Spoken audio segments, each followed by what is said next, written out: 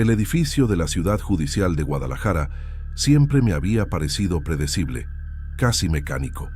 Durante más de 15 años trabajé como escribiente en el foro estatal sin mayores sobresaltos, aferrada a la rutina como quien se sostiene de un pasamanos firme. Soy Ivete, tengo 39 años, estoy casada con Ayrton, que trabaja en un taller mecánico en Oblatos, y soy madre de Said, que los fines de semana divide su tiempo entre tareas y partidos de fútbol. Mi vida ha sido estable, ordenada, construida alrededor de horarios fijos, café de olla antes de salir y una libreta donde anoto pendientes con letra pequeña y disciplinada. La transferencia al archivo histórico llegó después de que terminaron de modernizar el sistema digital. Dejé el área de oficialía de partes para encargarme de digitalizar expedientes antiguos, la mayoría anteriores a los años 90. No protesté. Jamás he sido conflictiva y entiendo que en el servicio público uno ocupa el lugar que le asignan. Incluso sentí cierto orgullo al pensar que confiaban en mí para una tarea delicada. El archivo se encuentra en un subsuelo con ventilación limitada. El aire tiene olor a papel envejecido, a polvo acumulado en lomos de carpetas que nadie abrió en décadas. Los pasillos son estrechos y las estanterías metálicas forman corredores numerados donde el eco repite cualquier movimiento. El sonido constante del escáner termina por volverse parte del pensamiento, como un zumbido que acompaña la concentración. Asumí la nueva función con la intención de hacerlo todo correctamente. Revisaba fechas, cotejaba sellos, verificaba firmas antes de colocar cada documento en la bandeja del escáner. Mi formación es práctica. Crecí escuchando historias de apariciones que contaba mi abuela, pero siempre las atribuí al folclore de Jalisco y a la imaginación. La lógica ha sido siempre mi refugio. Entre varias cajas etiquetadas por década, encontré una correspondiente a los años 80. Dentro estaba el expediente marcado como 327. Se trataba de un proceso por homicidio culposo. El imputado había muerto antes de que se dictara sentencia definitiva, y el archivo quedaba suspendido en un despacho inconcluso. No había resolución final, solo un intento de cierre que nunca se formalizó. Al revisar las hojas, noté ciertos detalles que me incomodaron sin que pudiera explicar por qué. Algunas páginas tenían manchas oscuras que no parecían tan antiguas como el resto del papel. El último sello carecía de firma del juez, algo inusual, aunque no imposible en expedientes viejos. También observé intervalos de tiempo poco claros entre audiencias registradas. Me repetí que en documentos de esa época las irregularidades eran comunes.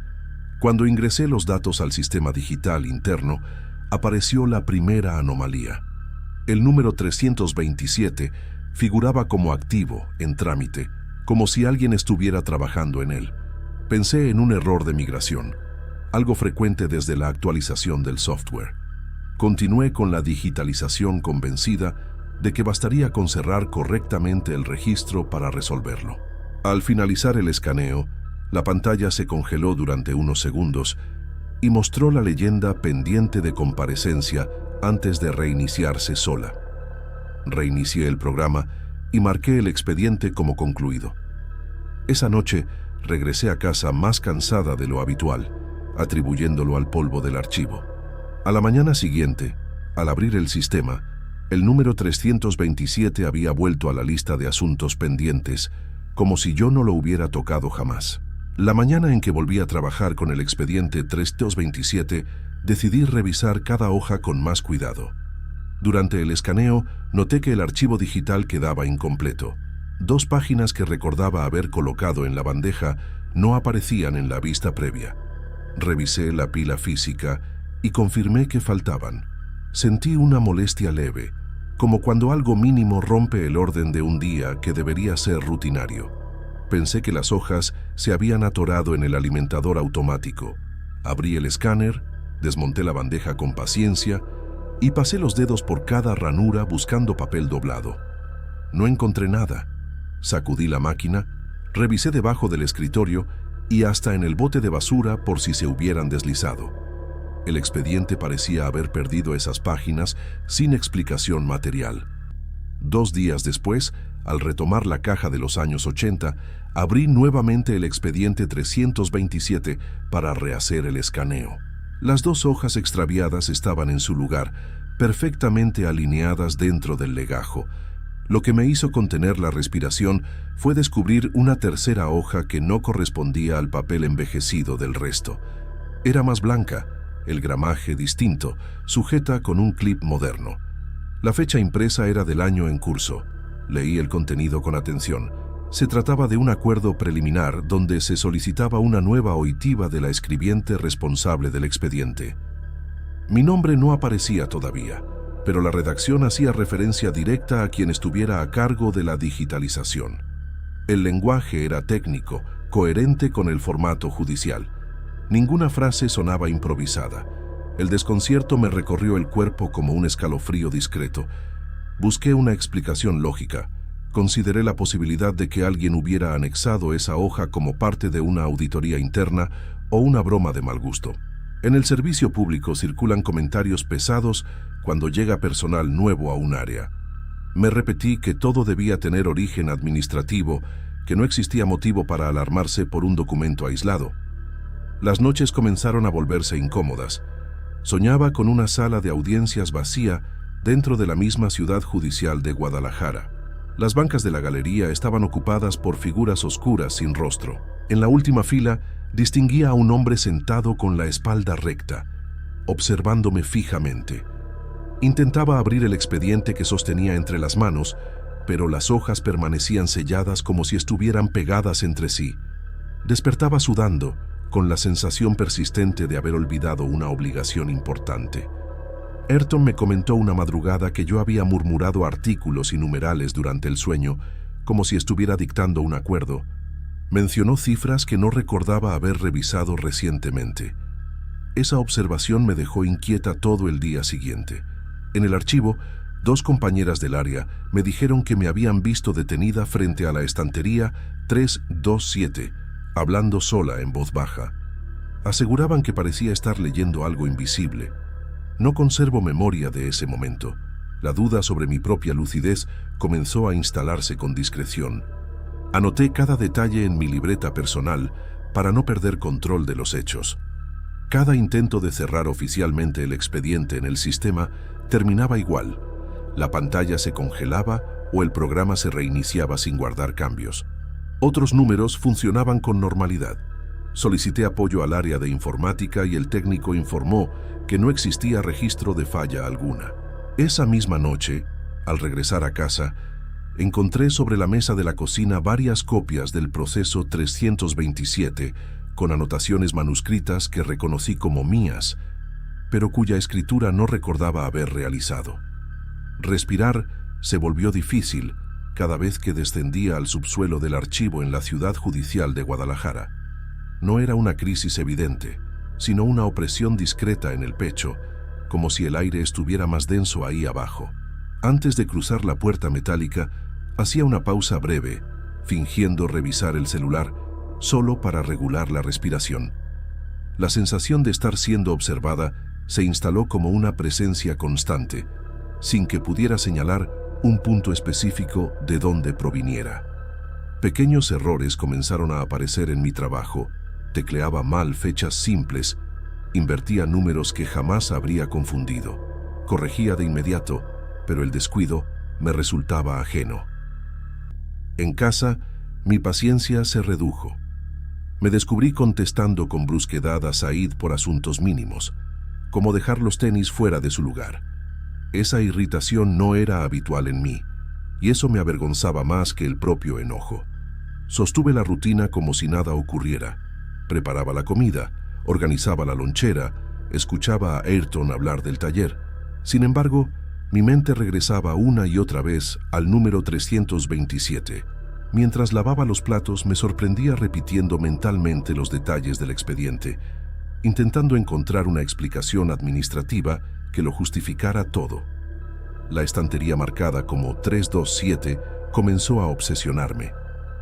Algo en su ubicación no coincidía con el orden lineal del archivo. Las demás seguían una secuencia lógica. Esa parecía desplazada a unos centímetros de la pared.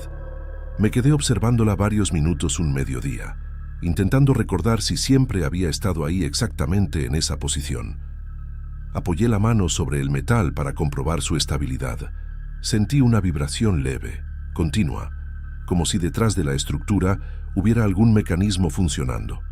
Retiré la mano de inmediato, revisé el plano oficial del archivo pegado en la oficina administrativa y confirmé que, según el esquema, en ese punto no debía existir ninguna estantería. La numeración saltaba del 326 al 328. Un nuevo documento apareció en el sistema esa misma semana. Era un mandamiento de comparecencia dirigido a mi nombre completo, Ivete Salas Martínez. El asunto hacía referencia directa al proceso 327. La firma del juez figuraba borrosa, ilegible. El formato era correcto, con sellos y membretes auténticos. Sentí un vacío en el estómago al leerlo. Imprimí el documento y lo guardé en mi bolsa sin comentarlo con nadie. Me avergonzaba la idea de que pensaran que estaba exagerando o perdiendo estabilidad emocional. El técnico de informática seguía afirmando que el sistema no registraba irregularidades. Esa discrepancia entre lo que yo veía y lo que los demás confirmaban comenzó a erosionar mi seguridad. A la mañana siguiente, el lector electrónico rechazó mi gafete en la entrada principal. Intenté 3 veces hasta que el guardia me indicó que el sistema marcaba mi perfil como transferido. El supervisor no encontró ningún oficio que respaldara ese movimiento. Permanecí varios minutos frente al mostrador de seguridad, consciente de las miradas discretas de otros empleados. Decidí bajar al archivo para recoger mis cosas y, al abrir la puerta, vi durante unos segundos una figura translúcida sentada en mi silla, inmóvil, como si estuviera esperando el inicio de una audiencia. La figura permanecía sentada en mi silla con la espalda recta, en la misma postura que adopta un juez cuando espera que inicie la audiencia. No distinguía rasgos en lo que debía ser su rostro. Donde tendrían que estar los ojos, había una superficie lisa, opaca, sin expresión. El aire del archivo se volvió espeso y sentí que el ruido habitual del escáner desaparecía, como si alguien hubiera cerrado una puerta invisible. El cuerpo dejó de responderme durante unos segundos. Una presión intensa me oprimió el pecho, similar a los síntomas que describen en un ataque de pánico. Intenté mover los pies y no pude. La figura inclinó ligeramente el torso hacia adelante, con un gesto mínimo que transmitía expectativa, como si aguardara que yo dijera algo o entregara un documento. El grito salió sin que pudiera contenerlo. No recuerdo haber decidido hacerlo, simplemente ocurrió. Perdí el equilibrio y terminé en el suelo, apoyada contra el costado del escritorio. Escuché pasos apresurados y voces alteradas aproximándose por el pasillo metálico. Cuando mis compañeras entraron, la silla estaba vacía.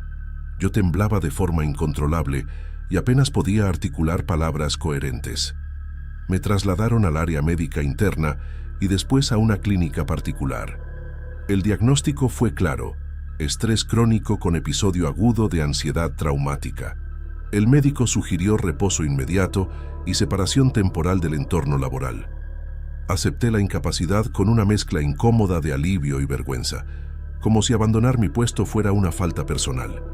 En casa, intenté suprimir cualquier referencia al foro. Guardé en una caja sellada todas las copias relacionadas con el proceso 327 y la coloqué en la parte alta del closet. Evitaba pasar frente a la Ciudad Judicial de Guadalajara cuando acompañaba a Said a sus entrenamientos. Ayrton notaba mi silencio, pero preferí no detallar lo ocurrido para no preocuparlo más.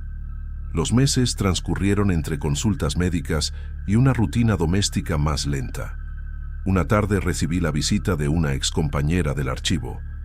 Durante la conversación, mencionó que el número 327 había sido asignado a un asunto reciente, completamente distinto al expediente antiguo. Lo comentó como si se tratara de una coincidencia administrativa. Esa misma colega añadió que la nueva escribiente responsable había reportado fallas extrañas en el sistema relacionadas con ese número. Dijo que los registros aparecían activos sin razón aparente. También mencionó que, tras una remodelación en el subsuelo, Retiraron la estantería identificada como 327 porque no coincidía con los planos originales. Un frío seco me recorrió el estómago al escuchar ese detalle. La duda sobre la existencia real del expediente original permanece abierta. No obtuve confirmación oficial de que el proceso de los años 80 estuviera debidamente archivado en los registros centrales. Hace poco, al revisar mis antiguas libretas de trabajo, encontré una anotación fechada semanas antes de mi transferencia al archivo histórico. En esa página, escrita con mi letra habitual, solo aparece una línea breve: 327, pendiente.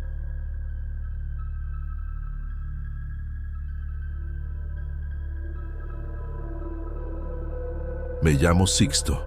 Tengo 41 años y he vivido toda mi vida en Guadalajara. Crecí entre calles polvosas y talleres abiertos a media cortina, escuchando el golpe seco del martillo antes de saber leer bien. La madera fue el primer material que entendí de verdad. Mi padre me enseñó a distinguir el cedro del pino por el olor, a reconocer una puerta vencida por la humedad y a respetar cada veta como si fuera una cicatriz. Desde los 15 años lo ayudaba a reparar mesas carcomidas por la polilla y marcos hinchados por la lluvia. Mientras otros muchachos salían por las tardes, yo me quedaba lijando superficies hasta que los dedos me ardían. Esa disciplina se me quedó pegada en el cuerpo. Casi 20 años después, sigo dedicándome a restaurar muebles antiguos, sobre todo piezas heredadas por familias tradicionales que todavía conservan casas viejas cerca de la avenida López Cotilla, en el centro histórico. Mi taller está a unas cuadras de ahí, en una finca antigua con techos altos y paredes que guardan el eco del tráfico y de los organilleros que pasan algunas mañanas. Los ventiladores giran con un zumbido constante y el aire siempre huele a barniz, madera cruda y polvo viejo. Ese olor, para mí, es estabilidad. Es trabajo honrado. Es algo que puedo entender y controlar. Llevo 5 años divorciado. Vivo en un departamento modesto en la colonia Independencia con mi hijo Humberto, que tiene 23 y maneja para una aplicación de transporte. Él sale de noche y regresa cuando la ciudad apenas empieza a aclarar. Coincidimos poco, pero compartimos lo esencial: un café de olla fuerte antes de que yo me vaya al taller y partidos de fútbol los domingos, comentando jugadas mientras afuera retumba el tráfico de la calzada Independencia. Nuestra relación es tranquila, sin grandes conversaciones ni reproches. Cada quien carga lo suyo, él con sus desveladas y pasajeros difíciles, yo con encargos atrasados y clientes exigentes. A veces me observa en silencio cuando reviso fotografías de muebles en el celular, ampliando detalles como si estuviera examinando una escena del crimen. Supongo que le parece exagerado, pero esa precisión es lo que me ha dado reputación. Antes de desmontar cualquier pieza, la fotografío desde todos los ángulos. Marco con cinta cada unión, cada bisagra, cada tornillo original. Me enseñaron que un restaurador no impone su voluntad sobre el objeto, lo escucha. La madera habla en su propio idioma. Cruje cuando está forzada, se abre cuando la humedad la vence, se oscurece cuando ha sufrido demasiado sol. En eso creo, en causas físicas, en explicaciones concretas. Jamás he sido supersticioso. No frecuento templos espiritistas ni me interesan historias de aparecidos. Si algo suena extraño en el taller, busco primero la fuente lógica: una viga suelta, una corriente de aire, una dilatación por el calor. Prefiero pensar en termitas, en filtraciones, en herrajes oxidados. Lo intangible me parece terreno resbaladizo. Por eso, cuando acepté aquel encargo del que voy a hablar, lo hice con la misma seguridad de siempre. Era solo un mueble más, una pieza antigua con desgaste y detalles por corregir. No imaginaba que, detrás de esa madera pesada y elegante, iba a encontrar algo que no encajaba en ninguna de las explicaciones que he usado toda mi vida. Los días siguientes comenzaron a desordenarse de una forma difícil de explicar. Cosas pequeñas, detalles que en otro momento habría atribuido al cansancio, empezaron a repetirse con una frecuencia incómoda. Dejaba una espátula sobre la mesa y, al regresar, ya no estaba. Tras buscarla entre cajas y trapos con thinner, aparecía dentro del guardarropa, sobre una repisa interior que yo juraba no haber tocado en horas. Una lija nueva, que había abierto esa misma mañana, surgió doblada en el fondo de una gaveta que ya había revisado y limpiado. Tornillos diminutos desaparecían del imán donde suelo dejarlos, y más tarde los encontraba alineados en el interior del mueble, colocados con una precisión que no era la mía. No se trataba de pérdidas grandes ni de daños visibles. Era el tipo de cosas que pueden hacerte dudar de tu propia memoria antes que de la realidad. El olor fue lo que más me inquietó. Ese perfume antiguo, dulce y ligeramente empolvado, empezó a sentirse con mayor intensidad cada vez que cerraba las puertas y las volvía a abrir. Se mezclaba con el moho y con el barniz fresco, formando una combinación que me provocaba una presión ligera en la sien. Llegué a percibirlo incluso fuera del taller, en el elevador de mi edificio o al sentarme en el asiento del copiloto cuando Humberto me llevaba a dejar una entrega. Durante una madrugada en que decidí adelantar trabajo, mientras lijaba el interior de una de las puertas, escuché un golpe seco, apagado, proveniente del fondo del mueble. No era el crujido habitual de la madera que se dilata. Sonó rítmico, como si alguien hubiera dado 3 toques con los nudillos desde adentro. Me quedé inmóvil, con la lija suspendida en el aire, y apoyé el oído contra el panel. El sonido cesó de inmediato. Retomé el trabajo intentando convencerme de que había sido vibración del edificio o el paso de un camión pesado por la calle. A los pocos segundos, volvieron a escucharse 3 golpes discretos, espaciados, con la misma cadencia. No había voces ni nada que pudiera interpretarse como algo humano, solo esa percusión sorda que parecía originarse en el interior de la estructura. A partir de esa noche, dejé de trabajar solo después de las 8. Cerraba el taller más temprano y me llevaba tareas pequeñas al departamento. La prudencia me parecía una medida razonable, no una concesión al miedo. Sin embargo, la inquietud empezó a acompañarme incluso cuando estaba lejos del mueble. En paralelo, quise averiguar más sobre su procedencia. Aproveché una entrega en la zona de la colonia americana para mencionar el apellido del cliente que me lo había llevado. La reacción fue un silencio breve y una mirada que evitó sostener la mía. Me explicaron, de forma indirecta, que la pieza perteneció a una mujer que había atravesado un episodio depresivo severo años atrás. Según ese relato, ella se encerró en su habitación durante 2 días. La familia, alarmada, forzó la puerta. La ventana estaba cerrada por dentro. El cuarto seguía intacto. El guardarropa permanecía en su sitio habitual. La mujer no estaba ahí. No hubo señales de huida ni de violencia externa. El caso se archivó como desaparición voluntaria, pese a que nadie supo explicar cómo pudo salir de un espacio completamente cerrado. Esa información no cambió mis creencias, pero sí alteró algo más profundo: la forma en que miraba los arañazos internos del mueble. Desde entonces empecé a soñar que me encontraba atrapado en un espacio oscuro y estrecho, empujando puertas que no cedían y arañando superficies rígidas hasta sentir las uñas romperse. El miedo en esos sueños no era a algo que me persiguiera, sino a quedarme sin aire. Despertaba con el corazón acelerado y la sensación física de haber estado encerrado de verdad. El último día de trabajo sobre el guardarropa, me incliné dentro de su interior para alcanzar el panel del fondo. La postura era incómoda, mis rodillas apoyadas sobre la madera vieja y mis manos tratando de cubrir con sellador cada hendidura recién lijada. La concentración era total, la rutina conocida y, sin embargo, algo empezó a sentirse distinto. Una vibración ligera recorrió la puerta izquierda. Supuse que era mi propio peso moviendo el eje, un efecto mecánico normal en muebles antiguos. En el instante siguiente, la puerta derecha se cerró con un golpe seco.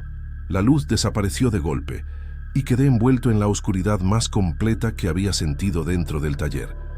Intenté empujar, forzar, girar el cuerpo para salir, pero las puertas resistían, como si algo las sujetara desde adentro. El espacio, amplio en apariencia, parecía comprimirse a mi alrededor. La respiración se volvió más lenta, pesada.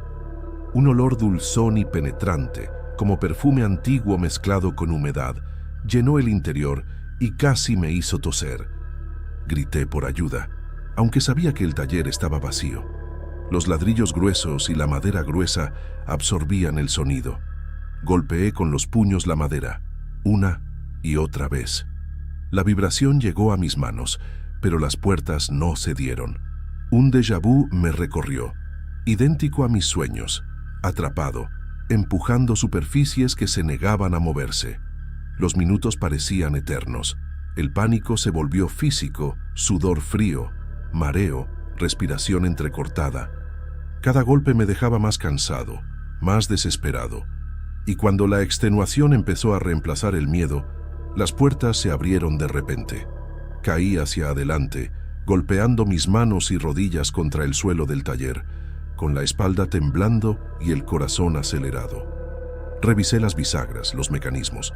No había daño, nada roto ni desalineado. Me senté en el suelo, intentando recomponer la respiración.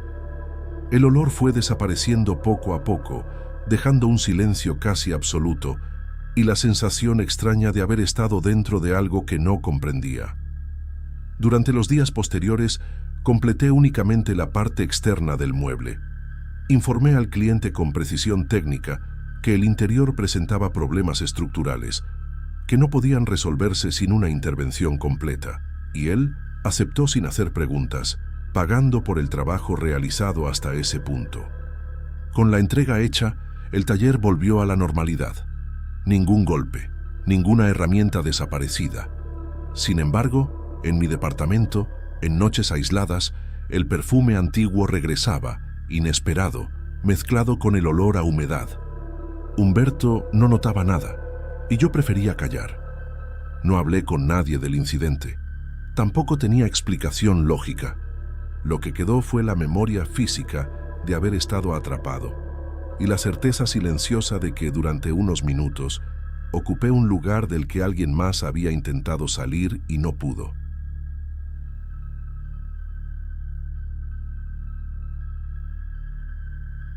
Me llamo Sixto. Tengo 41 años y he vivido toda mi vida en Guadalajara. Crecí entre calles polvosas y talleres abiertos a media cortina, escuchando el golpe seco del martillo antes de saber leer bien. La madera fue el primer material que entendí de verdad. Mi padre me enseñó a distinguir el cedro del pino por el olor, a reconocer una puerta vencida por la humedad y a respetar cada veta como si fuera una cicatriz. Desde los 15 años lo ayudaba a reparar mesas carcomidas por la polilla y marcos hinchados por la lluvia. Mientras otros muchachos salían por las tardes, yo me quedaba lijando superficies hasta que los dedos me ardían. Esa disciplina se me quedó pegada en el cuerpo. Casi 20 años después, sigo dedicándome a restaurar muebles antiguos, sobre todo piezas heredadas por familias tradicionales que todavía conservan casas viejas cerca de la avenida López Cotilla, en el centro histórico. Mi taller está a unas cuadras de ahí, en una finca antigua con techos altos y paredes que guardan el eco del tráfico y de los organilleros que pasan algunas mañanas. Los ventiladores giran con un zumbido constante y el aire siempre huele a barniz, madera cruda y polvo viejo. Ese olor, para mí, es estabilidad. Es trabajo honrado. Es algo que puedo entender y controlar. Llevo 5 años divorciado. Vivo en un departamento modesto en la colonia Independencia con mi hijo Humberto, que tiene 23 y maneja para una aplicación de transporte.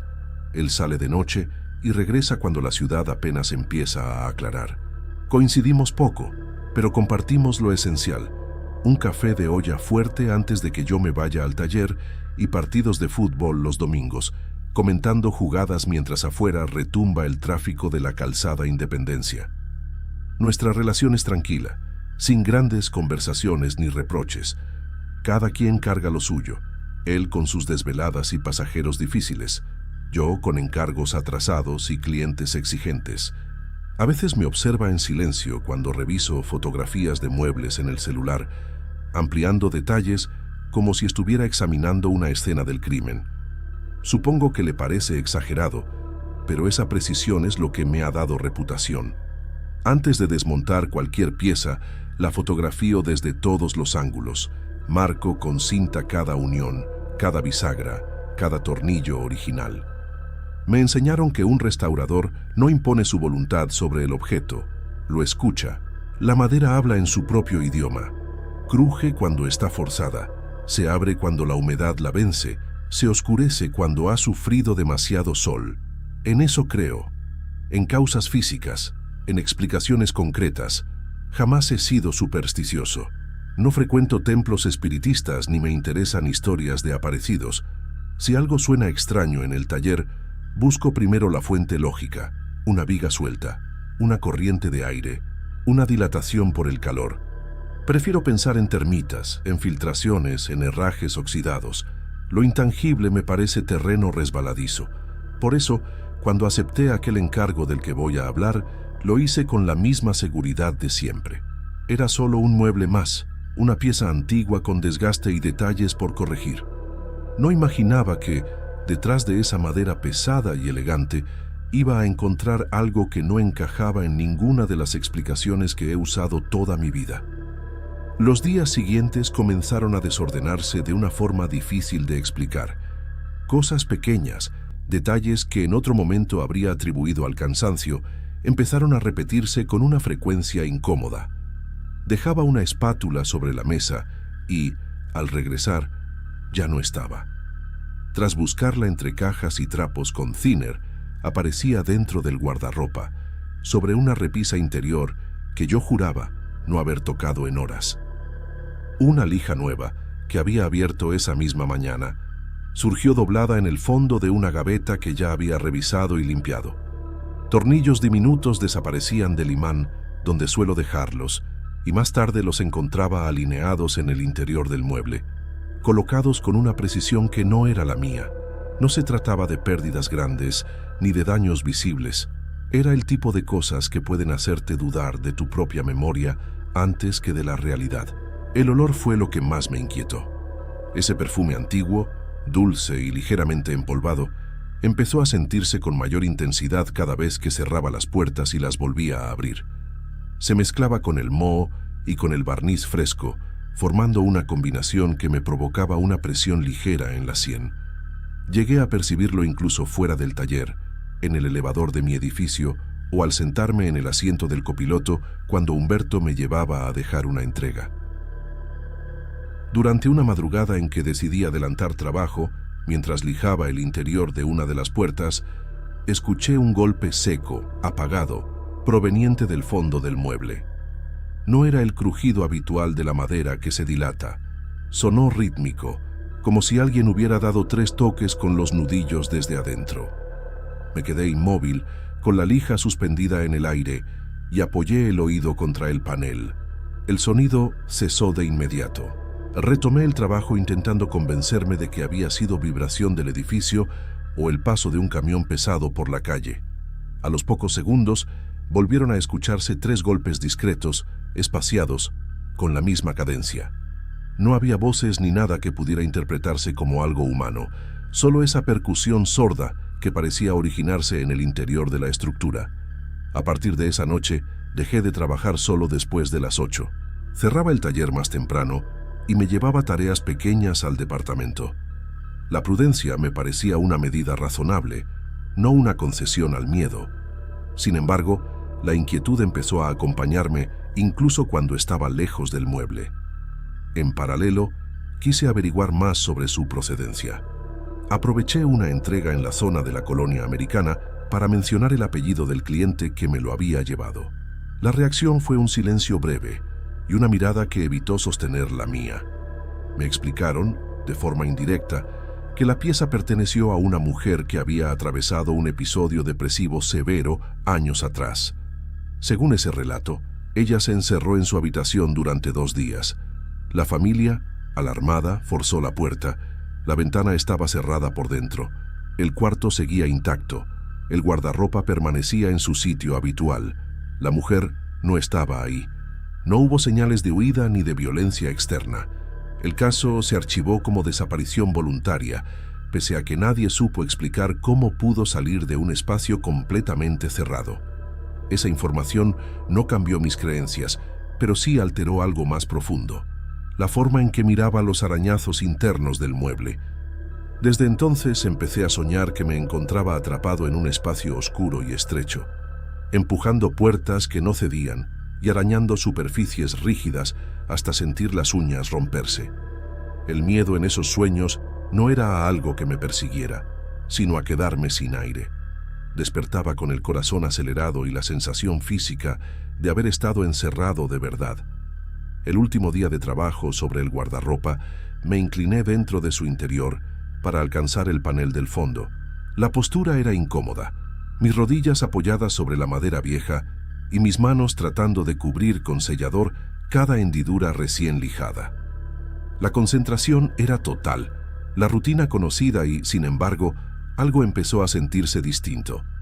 Una vibración ligera recorrió la puerta izquierda. Supuse que era mi propio peso moviendo el eje, un efecto mecánico normal en muebles antiguos. En el instante siguiente, la puerta derecha se cerró con un golpe seco.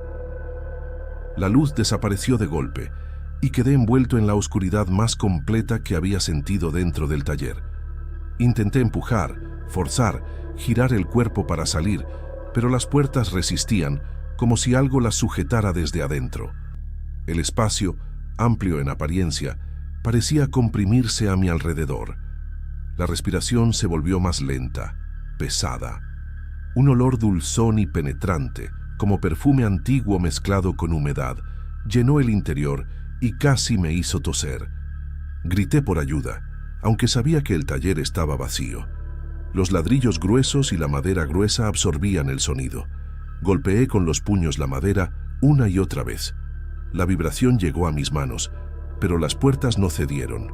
Un déjà vu me recorrió, idéntico a mis sueños, atrapado, empujando superficies que se negaban a moverse. Los minutos parecían eternos. El pánico se volvió físico. Sudor frío, mareo, respiración entrecortada. Cada golpe me dejaba más cansado, más desesperado. Y cuando la extenuación empezó a reemplazar el miedo, las puertas se abrieron de repente.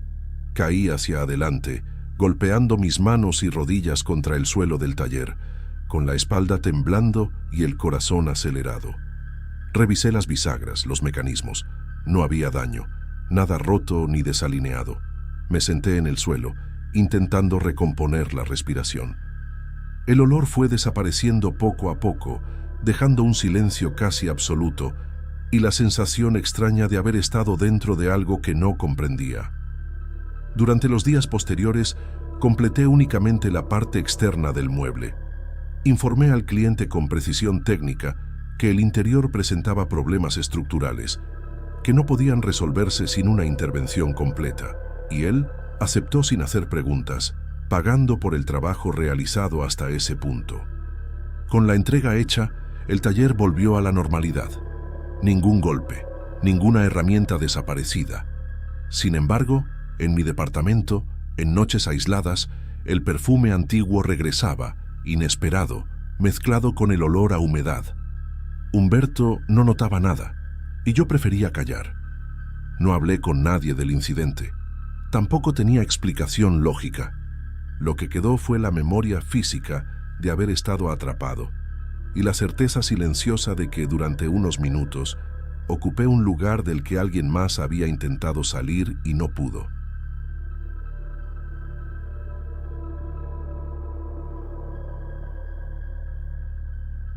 Hola, trabajo como guía turístico independiente en Guadalajara. Me llamo Alejandro, aunque todos me dicen Alex.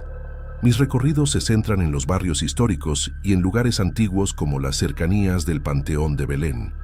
Me gusta caminar entre calles empedradas y descubrir historias que los turistas no esperan, mientras disfruto del café fuerte de la mañana y charlo con los comerciantes locales antes de empezar los tours.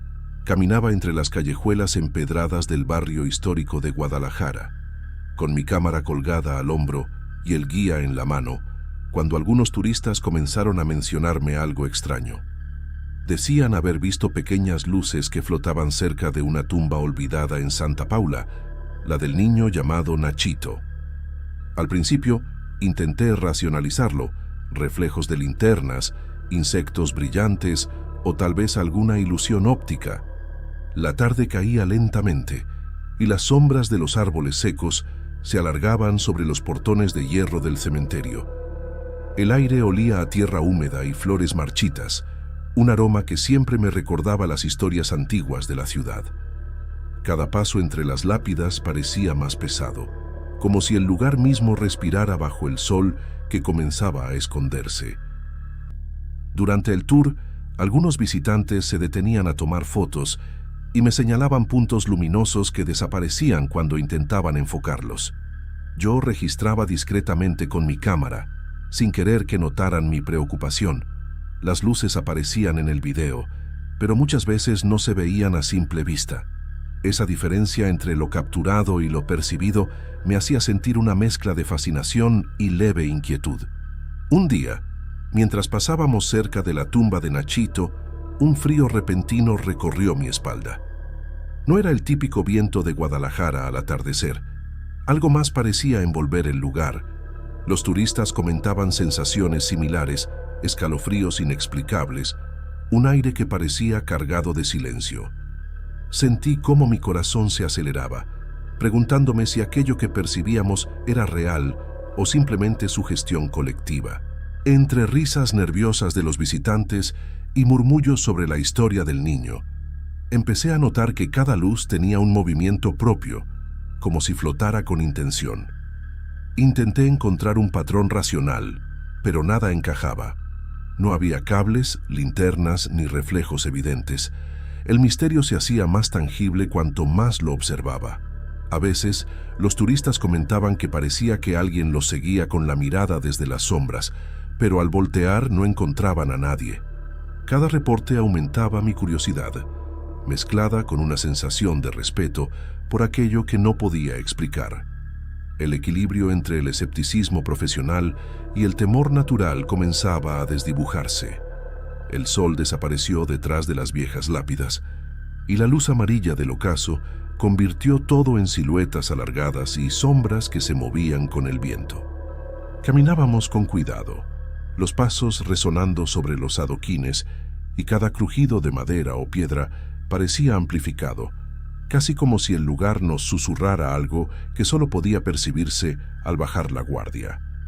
Por primera vez sentí que este cementerio no era solo un escenario histórico para los turistas. Había algo más, algo que solo mostraba sus destellos en la penumbra. No podía ignorarlo, y a la vez no quería admitir que comenzaba a captar la atención de una presencia que no pertenecía a este mundo, algo que el ojo humano solo intuía entre luces y sombras. Los tours al atardecer empezaban a atraer más visitantes interesados en lo inusual. Algunos comentaban que las luces parecían flotar sobre las lápidas, desplazándose lentamente como si tuvieran voluntad propia. Cada comentario aumentaba mi intriga y mi incomodidad.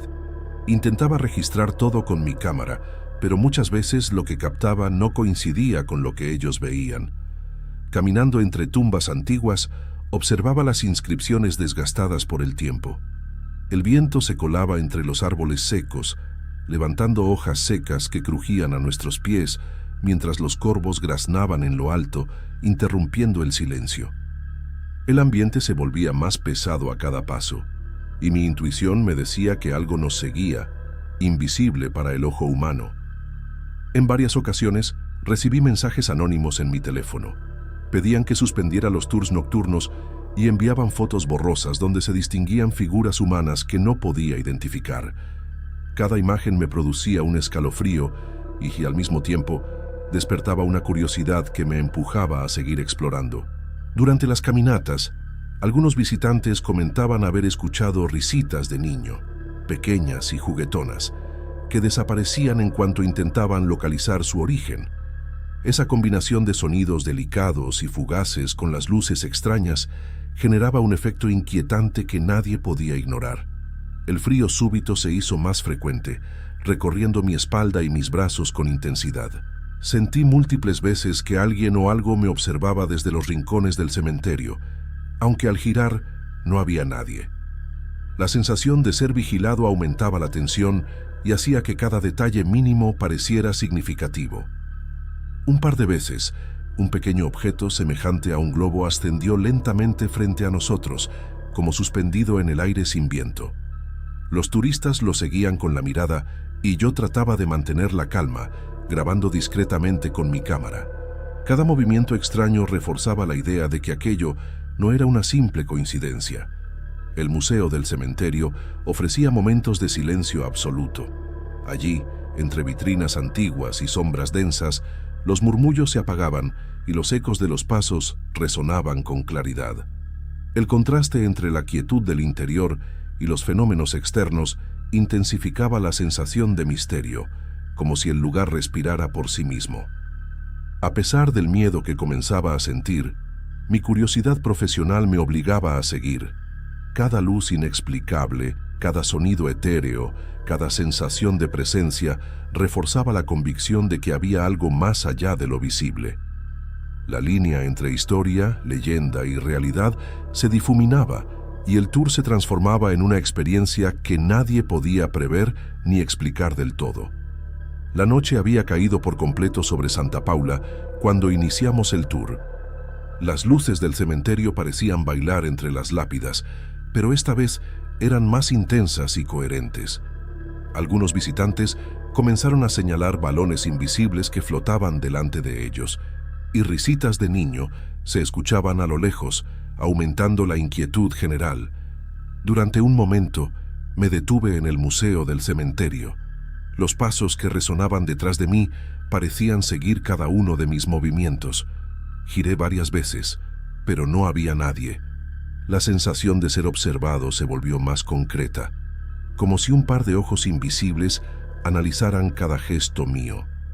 Caminando de regreso al patio central, noté que las luces se agrupaban en un solo punto frente a la tumba de Nachito. Era sutil, pero suficiente para percibir la silueta de un niño que parecía acercarse a nosotros. Nadie lo veía con claridad, pero todos lo intuíamos. Una presencia delicada y perturbadora al mismo tiempo.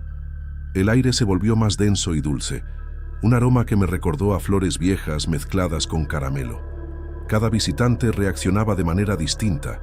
Algunos retrocedían, otros se abrazaban nerviosos, y todos mantenían los ojos fijos en la forma que se iba formando. Mi corazón latía con fuerza mientras trataba de grabar cada instante, consciente de que aquello superaba cualquier explicación lógica. En un instante, la figura del niño se materializó frente a nosotros de manera sorprendentemente clara, aunque todavía etérea, como si la luz misma lo hubiera formado. Sostenía un globo que ascendía lentamente, balanceándose sin que se percibiera viento alguno. Cada movimiento parecía deliberado, como si el niño observara nuestras reacciones mientras flotaba entre las lápidas. Pude notar cómo los visitantes contenían la respiración, con los ojos muy abiertos, tratando de entender qué estaba ocurriendo. El globo explotó de manera silenciosa, sin estallido alguno, pero liberando un perfume intenso y dulce que impregnó el aire de inmediato. Era un aroma extraño, mezcla de caramelo y flores marchitas, que se adhería a la piel y al cabello. Respiré profundo y sentí un escalofrío recorrer mi espalda. El olor parecía envolvernos y al mismo tiempo despertar una inquietud difícil de describir. Las manos de algunos visitantes se humedecieron de sudor y sus susurros nerviosos flotaban entre los muros antiguos del cementerio, como si nadie quisiera romper el hechizo del momento con palabras audibles.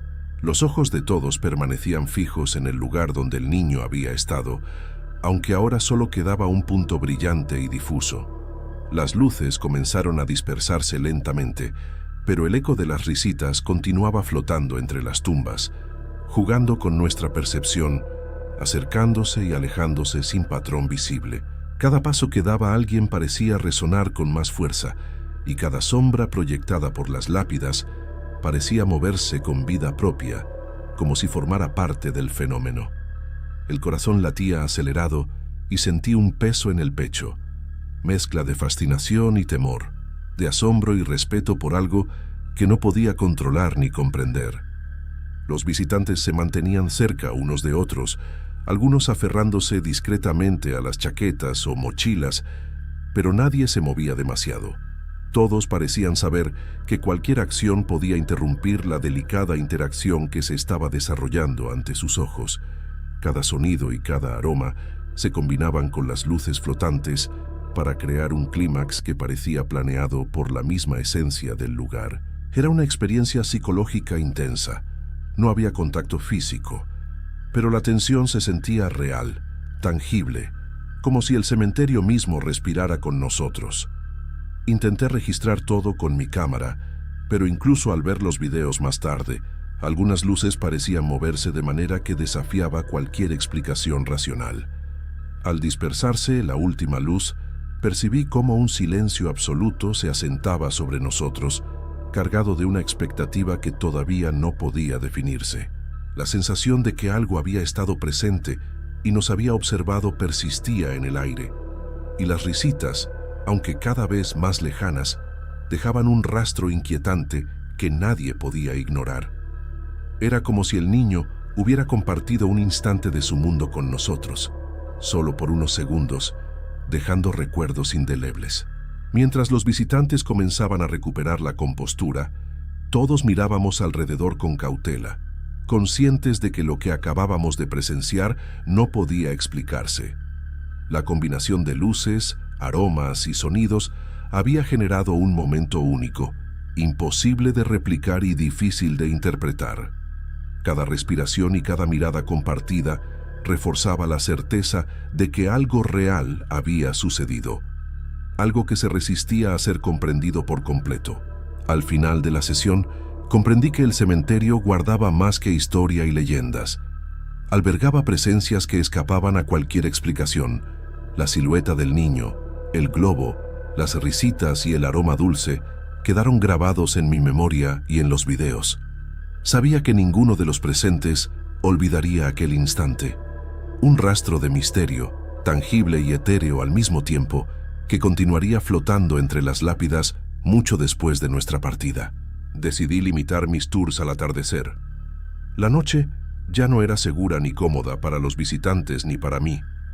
La presencia de Nachito se sentía menos intensa cuando la luz del sol caía sobre las lápidas, y los fenómenos parecían más sutiles, como si respetaran los límites del crepúsculo. Cada experiencia quedó registrada con detalle en videos y notas. Revisaba las grabaciones una y otra vez, intentando encontrar patrones o explicaciones, mientras anotaba cada sensación, cada susurro, cada movimiento extraño que los visitantes comentaban. La documentación se volvió mi forma de preservar aquello que no podía ser completamente explicado. El cementerio de Santa Paula al atardecer tenía un aire diferente. Las sombras largas de los árboles secos se extendían sobre las tumbas. Las flores marchitas se iluminaban con tonos cálidos y el sol poniente bañaba la tumba de Nachito con una luz casi dorada. Todo parecía en calma, pero yo sabía que la memoria del inexplicable permanecía intacta. Al caminar entre las lápidas, sentía una mezcla de alivio y respeto. El miedo había disminuido, pero la sensación de que algo estaba allí, observando desde las sombras, no desaparecía. Era una presencia que imponía cuidado y admiración al mismo tiempo. Compartí los videos y mis anotaciones con algunos colegas guías y con personas interesadas en fenómenos paranormales. Las discusiones fueron prudentes y cautelosas. Nadie afirmaba comprender todo lo que había sucedido, pero tampoco podían ignorarlo. Esa ambigüedad reforzaba la sensación de que algo real había ocurrido. Los turistas que participaron en los tours al atardecer continuaban comentando sus experiencias entre ellos. Las historias circulaban por la ciudad, aumentando la leyenda del niño Nachito. Cada relato se enriquecía con nuevas percepciones, rumores y recuerdos, manteniendo vivo el misterio. Aún con todo documentado, sabía que no podría probar cada detalle de manera definitiva. La evidencia quedaba allí en los videos y notas, pero la experiencia completa solo podía vivirse directamente. Esa incertidumbre me mantenía alerta y curioso, consciente de que algunas cosas simplemente no pertenecen al mundo tangible. El sol se ocultaba tras las viejas lápidas y el cementerio recobraba un aire tranquilo y familiar. Caminaba por Santa Paula con la sensación de haber sido testigo de algo extraordinario, imposible de ignorar y, al mismo tiempo, imposible de explicar por completo. La memoria del niño Nachito permanecía flotando entre luces, risitas y recuerdos, lista para inquietar a quien se acercara lo suficiente.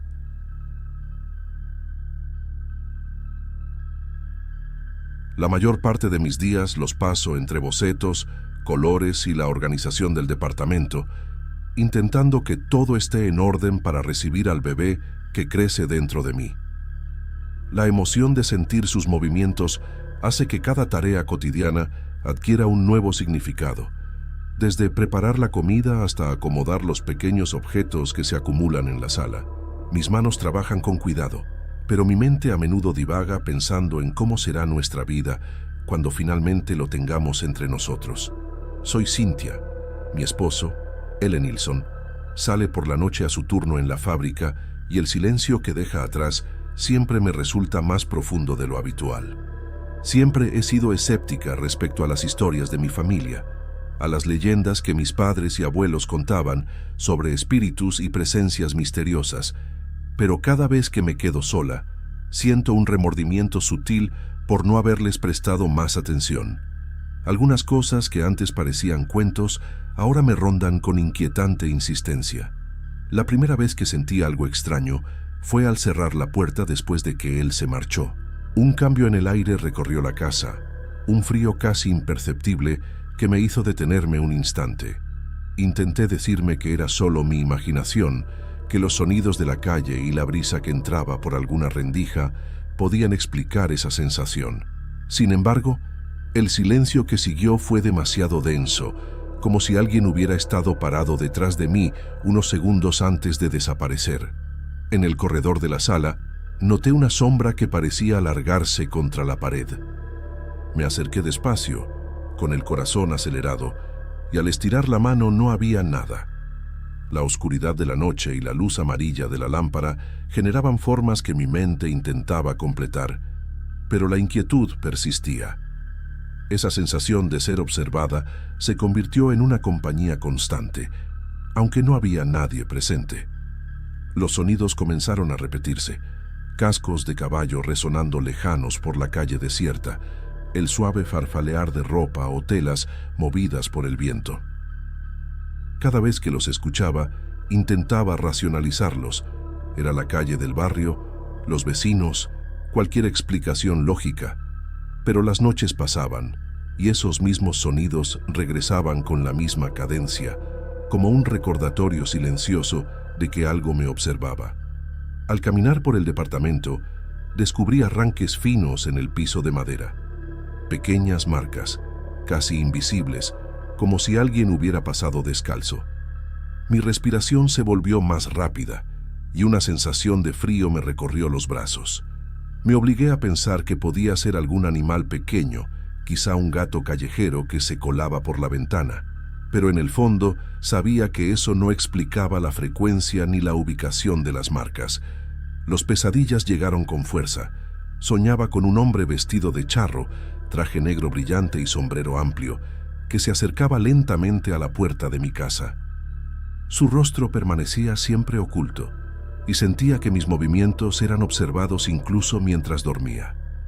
Despertaba con el corazón golpeando en mi pecho, sudor frío en la espalda, con la sensación de que no estaba sola. Las noches siguientes reforzaron esa sensación de vulnerabilidad. La mezcla de mi rutina tranquila, la espera de mi esposo y la inminente llegada del bebé se transformó en un estado constante de alerta. Cada sonido, cada sombra y cada movimiento en la casa me hacían recordar que lo inexplicable ya no era solo un cuento, sino una presencia silenciosa que parecía acompañarme en cada paso que daba. Al despertar, el silencio de la casa parecía más denso que nunca. Algunos vecinos comentaban haber oído un silbido bajo durante la noche, apenas perceptible, como si alguien pasara rozando las ventanas. Intentaba convencerme de que era imaginación colectiva, el viento o algún animal callejero, pero la repetición de esos sonidos me dejaba inquieta, como si alguien quisiera dejarme un aviso silencioso. Cerrar puertas y ventanas se convirtió en un ritual cargado de ansiedad. Cada clic del cerrojo me ponía en alerta. Un escalofrío recorría mi espalda y tenía la sensación constante de que alguien observaba mis movimientos. Subir las escaleras o cruzar el pasillo oscuro implicaba un cuidado exagerado. Mis ojos buscaban cada sombra, mis manos se tensaban sobre los barandales y el corazón latía más rápido de lo normal. Los sueños con el charro negro se volvieron más claros y aterradores. Lo veía parado en el umbral de la puerta, pero esta vez parecía moverse dentro de la casa, a pasos silenciosos, aunque físicamente imposible. El miedo se mezclaba con incredulidad. Mi mente sabía que no podía estar allí, pero mis sentidos no dejaban lugar a dudas sobre su presencia. Cocinar se transformó en una experiencia de tensión. Mientras picaba los ingredientes, sentía una ligera presión en el aire, como si algo rozara mi espalda sin tocarme. Cada vez que el bebé se movía con fuerza, un nudo se formaba en mi estómago. Su inquietud parecía un reflejo de lo que yo percibía, un aviso silencioso de que algo invisible estaba cerca. Pequeños detalles del hogar comenzaron a llamar mi atención. Almohadas ligeramente desplazadas, libros fuera de lugar, el crujido de la madera en momentos en que no había nadie.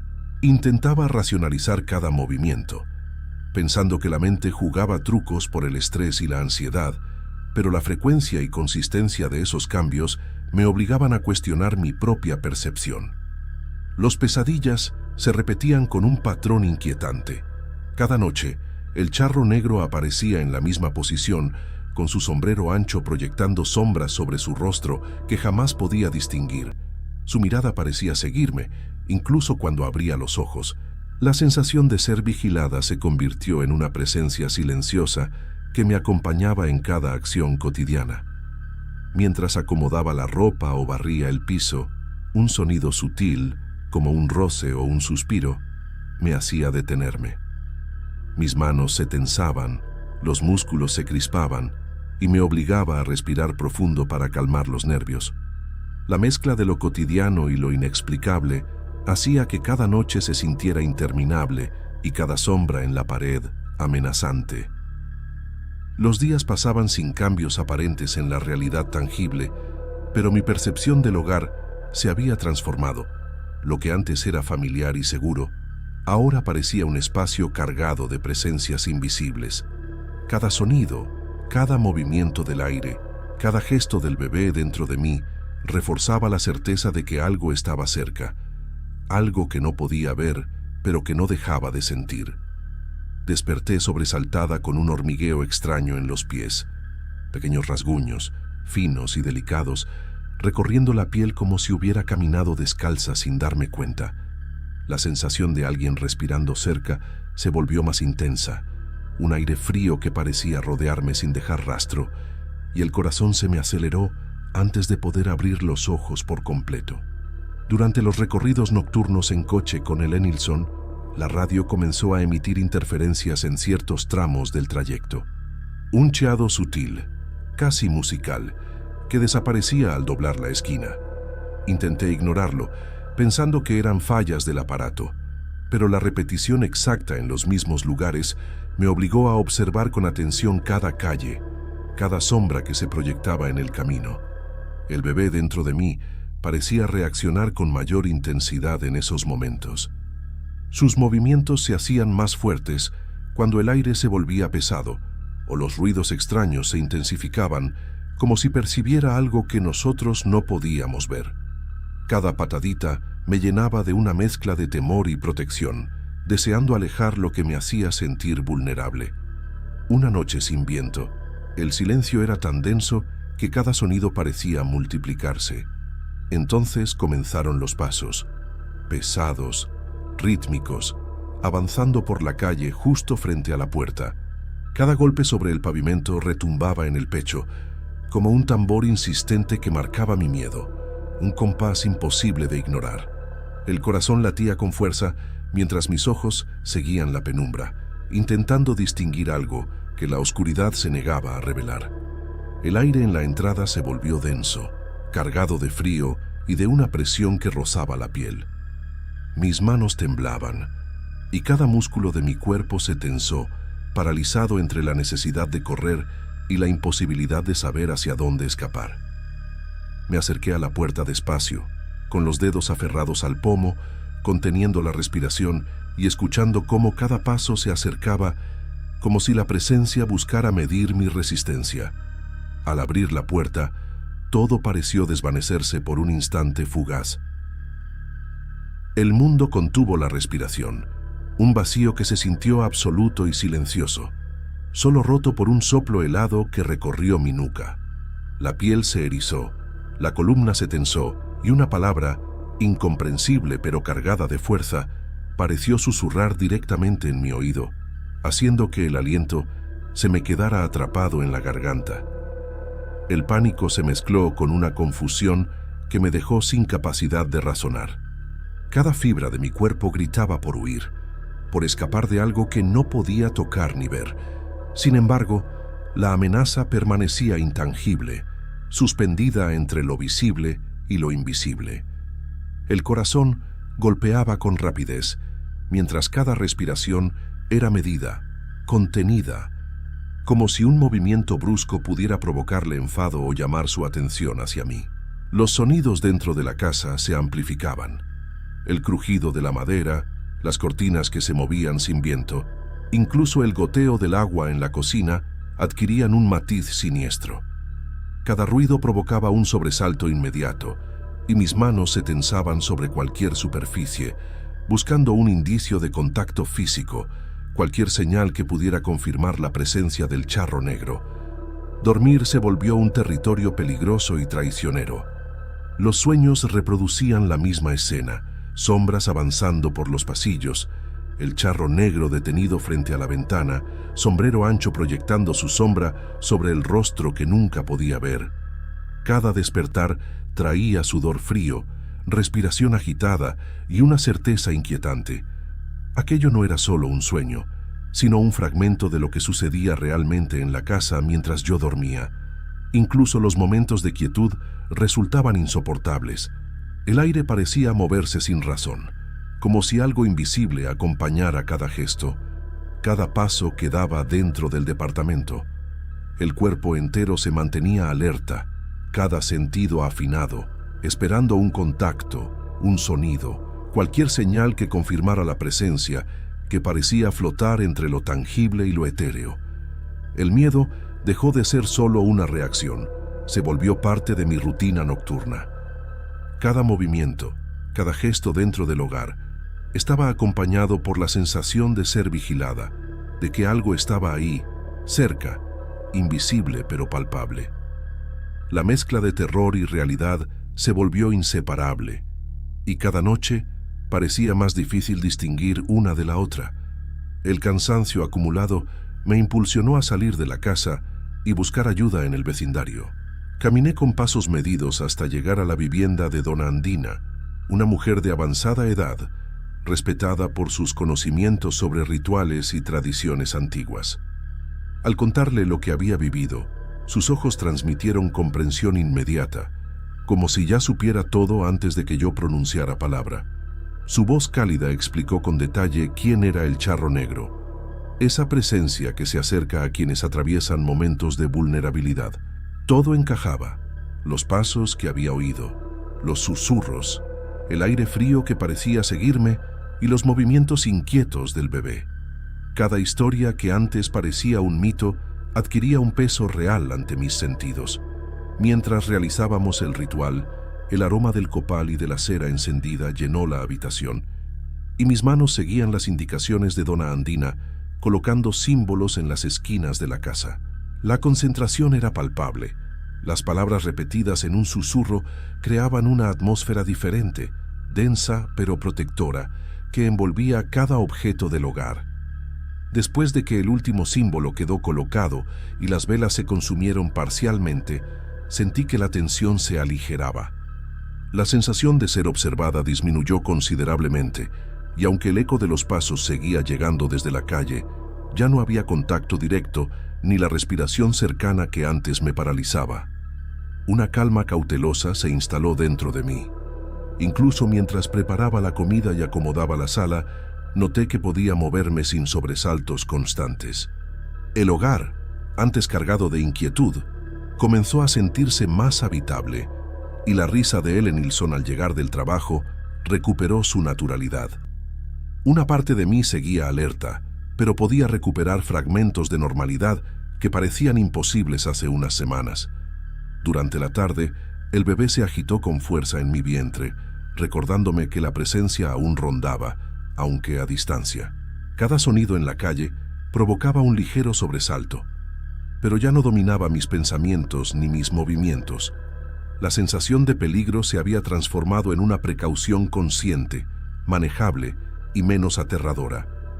Reflexionando en silencio, comprendí que lo vivido había cambiado algo dentro de mí. El miedo persistente dio paso a vigilancia y respeto. Lo invisible seguía ahí, pero mi percepción había aprendido a coexistir con él. Cada sombra y cada sonido se convirtieron en recordatorios de lo delicado de la vida y de lo que no siempre podemos explicar. Aún percibiendo ocasionales ecos del charro, la incertidumbre dejó de ser paralizante.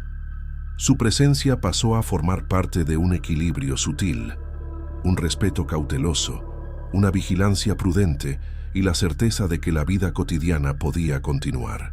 El suspense permanecía, pero había aprendido a convivir con él sin que dejara de existir la rutina que protegía a mi hogar y a mi familia.